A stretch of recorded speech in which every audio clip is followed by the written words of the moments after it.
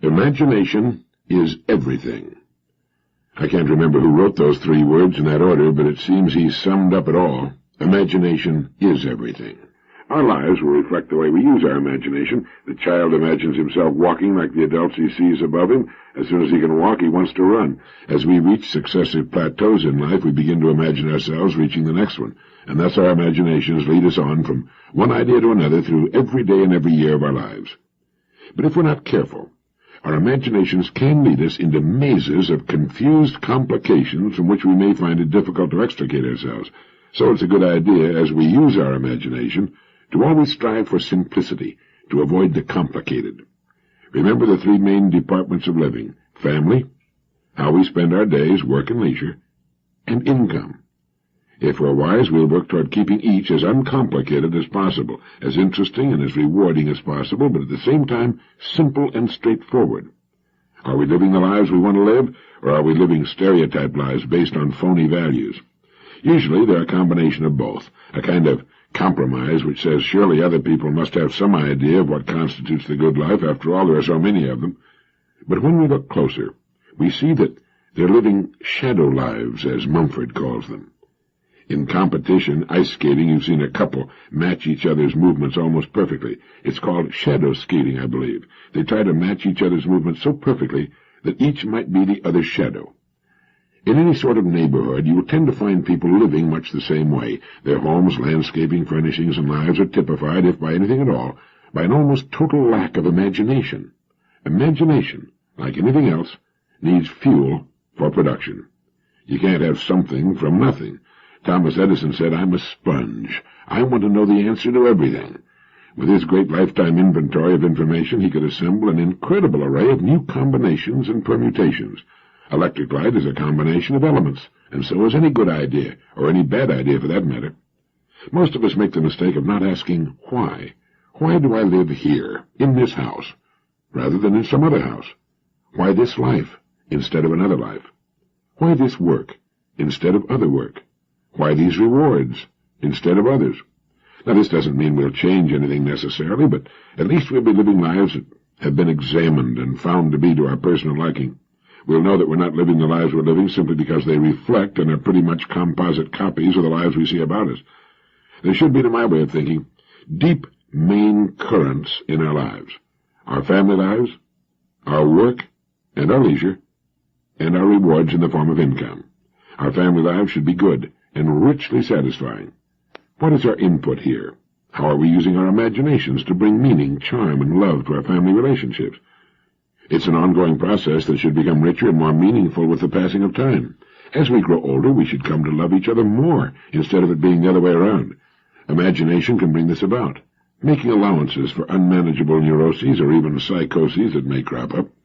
I've often thought of producing appointment calendars with weekly reminders that we should think of something interesting to do for those we love, to let them know we don't take them for granted. A dinner out, a weekend trip, flowers, a card, a phone call, a gift, maybe nothing more than a big hug and the words, "I love you very much."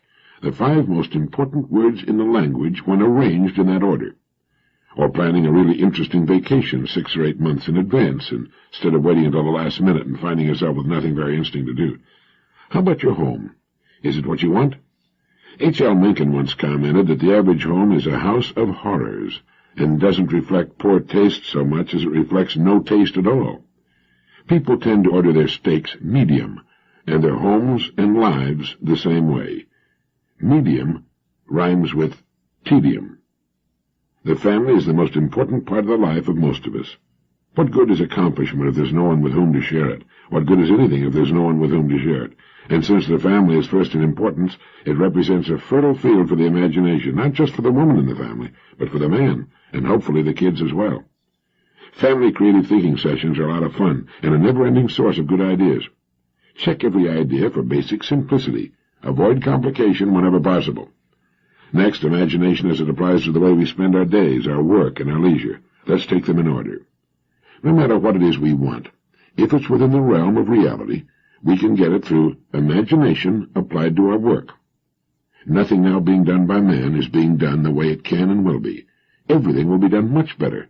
Not can be, will be, whether it's the result of our applied imagination or not. People who resist change in their work are impediments to progress, yet the first words the new person on the job usually hears are, "Now this is the way it's done around here." A business leader made the comment that if we're doing anything this year the way it was done last year, we're obsolete. Now that's an extreme generalization, but deserves careful attention. In most things it's true.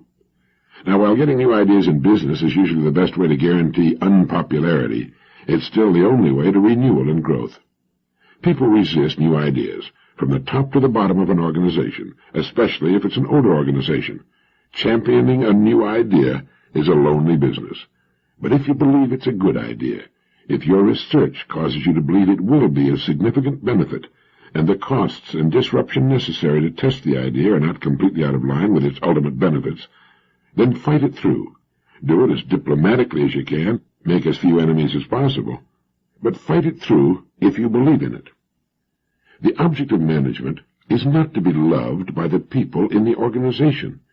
It's to make things happen most profitably for all concerned, particularly the customer. People historically have stood in the way of virtually every good idea, and especially if it isn't theirs. Your good ideas can lead to your dismissal from an organization. But ideas are more important than a job. With good ideas, you have independence. There's always a way to succeed. A friend of mine found he couldn't get his ideas through the board of directors. He resigned, and beginning at about the age of 60, he built a $300 million a year business on his rejected ideas. Walt Disney used to ask 10 people what they thought of a new idea. If they were unanimous in their rejection of it, he would begin working on it immediately. Our world today consists of thousands of things people once thought were impossible. How many good ideas have you followed through to completion in your work during the past year? A business whose very beginning and success were based on innovative imagination will become a model of stodgy convention with a few years of good profits. You know, Arnold Palmer's success as a truly great golfer was based on his ability to never try to play it too safely, too cozy. He was never foolhardy, but he would try the more testing shot when others would have played it safe. He lost some tournaments as a result, but he won a great many, and achieved world fame and respect, too. There's much to be said for the conservation of assets, but it should be remembered that they tend to slow you down and put more emphasis on saving what you've got than on building for the future. Of course, there's a happy balance between conservation and innovation that should never be lost sight of. Ask yourself, what business am I in? What is its purpose? How does it contribute to the well-being of mankind? And how can I make it better? Not how can we produce more necessarily. We have almost overproduced ourselves into a world junk pile. In trying to produce more and more, many businesses have lost sight of real quality. Quantity became the god, with a small increment of profit on mountain ranges of units, gadgets, shiny junk that fell apart when the purchaser got it home, knobs that broke or fell off, buttons that came off, toys that couldn't stand the strain of being unwrapped. Towering mountain ranges of shiny, worthless junk, none of it worth our time, let alone our money. There's a rapidly growing avant-garde that will one day represent the majority of the population, that is determined to buy quality, and they'll go to any country to get it. We can satisfy this growing, discriminating market now and in the years ahead. Many of our fastest-growing companies are proving it, but it means going back to the old verity. Quality first, quantity second. Both can be achieved through human imagination, the most incredible agency ever to appear on Earth. It all comes back to what we want, and, more importantly, what we want to be as persons. A good profit and a steady growth is all that we need in business. We don't have to shoot off the top of the page. But the chances of truly spectacular growth are better via quality through imagination than through quantity for quantity's sake. It makes no difference whether it's a yo-yo or an automobile. Over the long haul, quality will win out. If the size must be reduced to maintain price and improve quality, we should make it smaller. There's always a way through imagination. You know, each of us has a gold mine between his ears. If he fails to mine the gold, well, that's his business.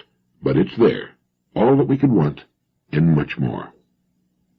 Now, as to input, we should never stop building our store of information.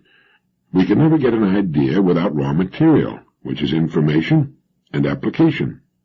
If there's real talent there, too, so much the better. But talent has a way of developing with hard application, daily application, perspiration, long hours of study and deep thought.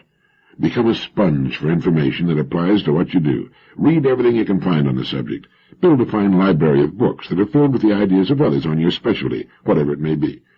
You know, my wife is a great cook. She must have 30 cookbooks. People who say they're great cooks without ever reading the ideas of others are kidding themselves. I know a writer who refuses to read the works of other writers. He's never amounted to much.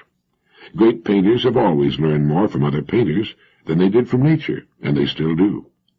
Somerset Maugham laboriously copied the style of writers he admired. I mean, he would sit and copy page after page of the actual words they wrote, so that he could learn how they wrote. He then wrote the stories he wanted to write, with a marvelously finished skill. If we're in management, we can learn from the masters in management.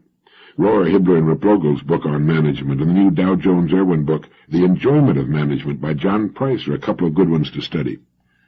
You know, when I first started in radio, I listened carefully to the country's best and highest-paid radio personalities.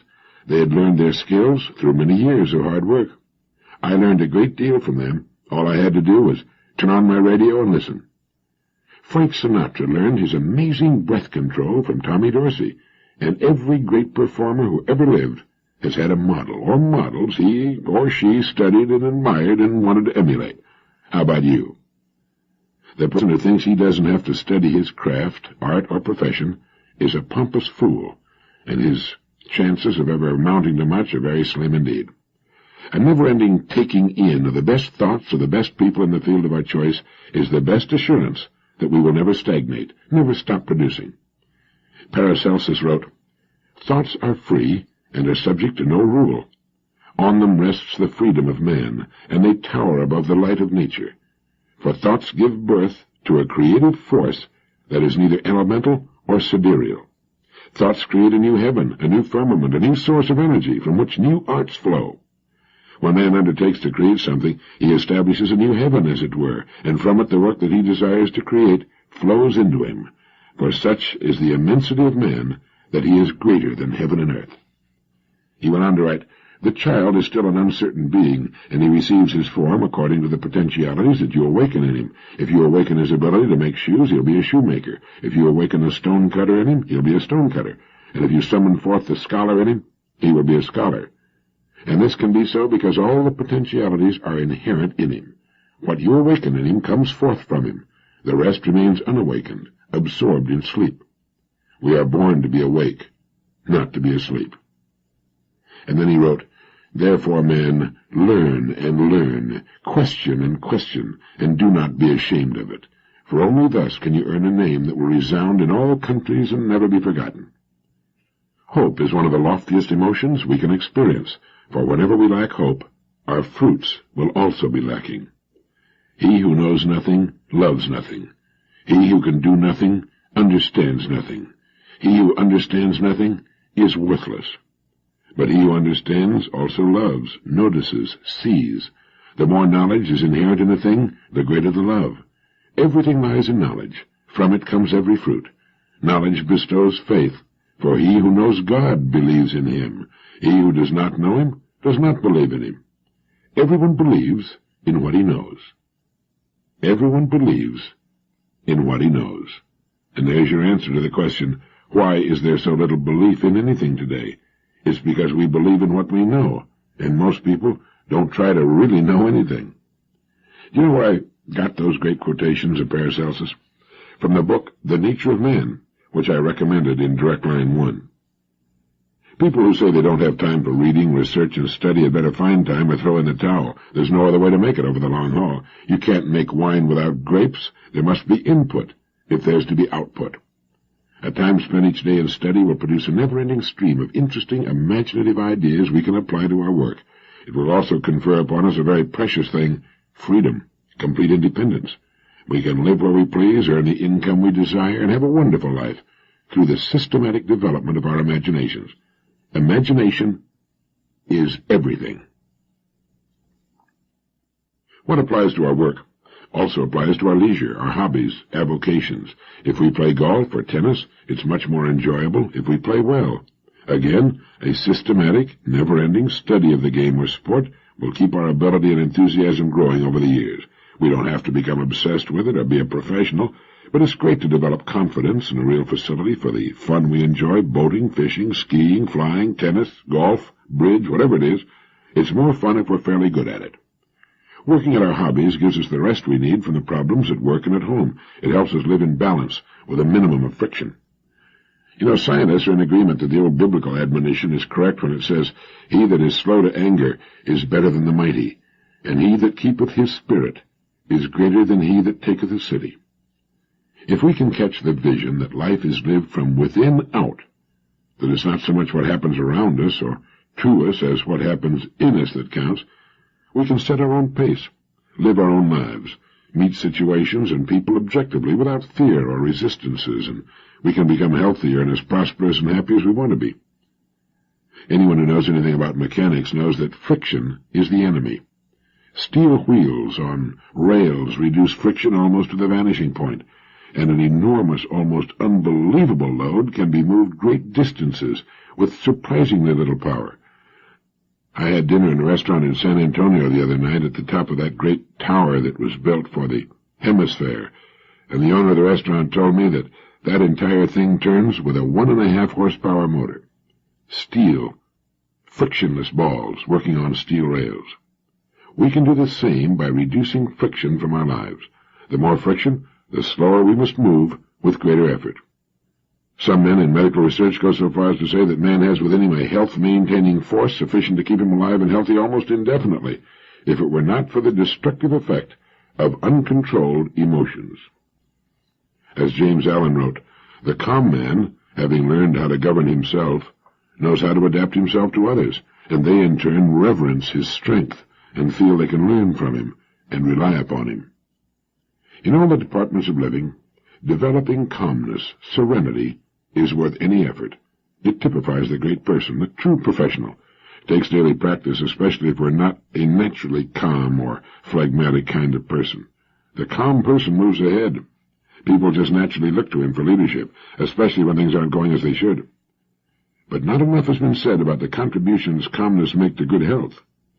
Good health in man, as it is in all living things, is the natural state. The body has fail-safe mechanisms that automatically go to work whenever good health is threatened. Ill health comes more often from emotional stress than anyone even dares to guess. Friction is the culprit. Developing serenity, a calm, peaceful attitude toward others, our work, and our goals will work wonders in the response we'll get. So we should calm down, slow down, and with a little discrimination as to what we allow to get through to us, we can do much more and enjoy ourselves much more with much less friction and effort. When we wake in the morning, there are 1,000 distractions poised to get at us as we go through the day. They clamor at us in sound and sight. They're frantic, frenetic. They implore, they importune, they threaten, they cajole. If we'd let them, they'd keep us spinning like confused tops. We need to put a sentry at the door to our consciousness and look at the credentials of that which would enter. We can suffer from inner pollution, too. We should be choosy what we let enter our consciousness, as choosy as we are about the furnishings in our homes. A great educator once said something to the effect that the most interesting people are the people with the most interesting pictures in their minds. If you will think of the things that clamor for your attention as paintings, waiting to hang on your walls, you can become very selective. A salesman was talking to a farmer who was very much interested in what he was selling. They were standing in the shade of a tree near the house when the sound of the telephone's ringing reached them. The farmer made no attempt to leave. Finally, the salesman mentioned that the phone was ringing, and the farmer commented that he'd had that thing installed for his convenience, not for anyone else's, and went on with the conversation. There is a way to restore charm and interest to our lives, and it seems to be to cut down on the number of things we let engage our attention and make certain that what does get through is good. I had the good fortune to be raised near a harbor. As a kid, I used to spend hours down the docks watching the ships loading and unloading. They'd bring in cargoes from the distant and romantic ports all over the world, and I used to stand there with a faraway look in my eyes, envying those sailors who were so fortunate. They traveled over the distant horizon to places I could only imagine or read about in my geography books. I hung around so much that some of the mates and skippers finally recognized me and actually invited me on board. I guess you can imagine the heaven that was for me. They'd take me from the engine room to the forecastle and find the place I liked best, the navigation bridge. The bridge had the best view, but more than that, it was there that the ship was controlled and steered into all those distant places I dreamed of. Once I was even invited to lunch. I didn't get over that for months. It's strange how something like that can have such an overwhelming fascination for a youngster and exert such an influence over his life.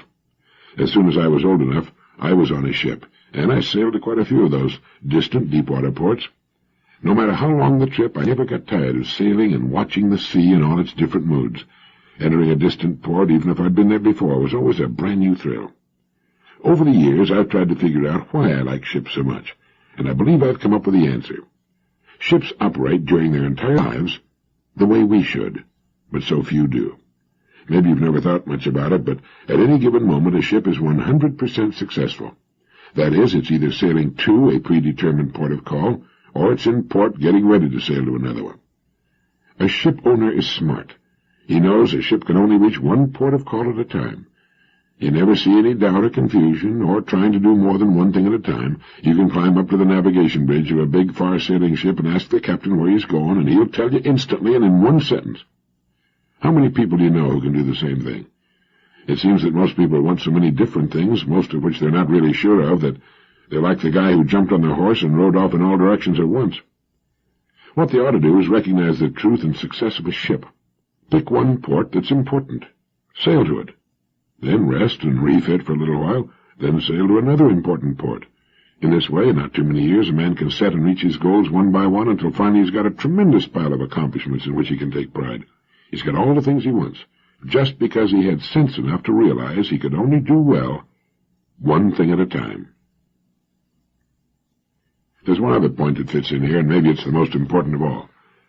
If a ship tied up to a dock, for some reason had no place to go, it would stay there until it fell apart from rust and disuse. Ships don't start their engines until they have some place to go, and here again it's the same with men. This is why it's so important that each of us have a port of call we want to reach, a goal, a place to get to that we feel will be better than the place in which we now find ourselves. If we don't, well, we might never cast off. We might never know the thrill of sailing a pre-charted course to a place we can't see for fully 99% of the journey. But we know it's there, and we know that if we keep sailing toward it, we'll reach it. You see, ships have a way of reaching their ports. If someone came up to you today and asked you what your next port of call is, that is, where you're going, could you answer him in one sentence like the captain could on the bridge of his ship? If not, maybe you'd better give it some thought. As soon as I was able and had the time to devote to it, I got a boat of my own. I find it to be a wonderfully restful hobby. With a good boat, you can own a home anywhere on Earth. Since 76% of the Earth's surface is covered by water, there are few places you can't go if you happen to love boats as I do. With our little ship, we have a home in Florida, the Bahamas, the Virgin Islands, the Grenadines, South America, Central America, or Mexico. It can take us wherever we want to go, with no packing and unpacking, with our meals when we want them, and good fishing and swimming along the way. And as Dana wrote back in 1830 in the American Classic 2 years before the mast, a ship is like a lady's watch, always out of repair. So you're never at a loss for something to do. There are always a dozen things waiting to be done. It makes for an interesting, busy hobby, with lots of fresh air and sunshine. It's especially good in the winter when you can't play golf up north. The great William James, in his Principles of Psychology, defined genius as little more than the faculty of perceiving in an unhabitual way. In his essay on habit, he referred to habit as the flywheel of society. It's what keeps us doing what we've been doing in the past. It makes us fear change regardless of the present condition of our lives. And the genius, as defined by Dr. James, seems to be that rare bird who knows that change is not only good, but inevitable. He anticipates the inevitable. He's perhaps what makes change inevitable. He habitually looks at everything about him in an unhabitual way. He takes nothing for granted. He knows that whatever he sees that is made by man or served by man is imperfect, is always in a state of evolving. Let me give you a good example. A friend of mine was looking for a site for a large luxury motel. He was in no hurry and spent months in a certain West Coast city looking for the site that would probably best guarantee a good return on the considerable amount of money he was going to invest and borrow. He found the perfect site. It was near a large university and at the confluence of 5 main roads, one of which was a heavily traveled highway. It was also within the city limits, which would mean a large local trade for the restaurant. There was only one hitch. On the site was an old brick building, an old manufacturing concern, still in business. Well, he called on the owners of the business and told them what he wanted to do. Since the city had, over the years, grown around the old building, he pointed out that it would be to their benefit to sell him the property at a price many times the land's original value and build themselves a new, more modern plant in a less congested area. Well, they saw the sense of his plan and a way to pick up nearly $500,000 for their property and closed the deal. He razed the old building and built his beautiful new motel. Later, he discovered that many people in the motel business had looked upon that site as ideal for their purposes, but had written it off because it was already occupied. He saw it not with the old brick manufactory on it, but instead with his beautiful new motel sitting there. He had looked at that corner in an unhabitual way. Everybody benefited, including the community, by his genius. I think each of us can greatly increase the value of his life by taking to heart Dr. James' definition of genius, by looking at things about us, in our home, and particularly in our work, with new eyes, with the eyes of creation. We can form the habit of seeing things not as they are, but as they perhaps will be, as they could be, as our changing world will insist they be in the future. Our lives are full of old brick buildings that have stood there for too long. We just don't see them anymore, or if we do, we just assume they'll always be there, and maybe they always will, if we don't do something about them.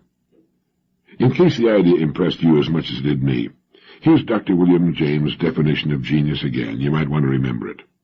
Genius is little more than the faculty of perceiving in an unhabitual way. Speaking of Dr. William James, he also had something to say about the interesting phenomenon known as second wind. In his essay on vital reserves, he points out that everyone knows what it is to start a piece of work, mental or physical, feeling stale, and we know what it is to warm up to a job. But before too long we feel the first signs of fatigue. As Dr. James put it, we have then walked, played, or worked enough, so we desist, we simply quit. This sort of fatigue forms a kind of barrier behind which the great majority of people live and work.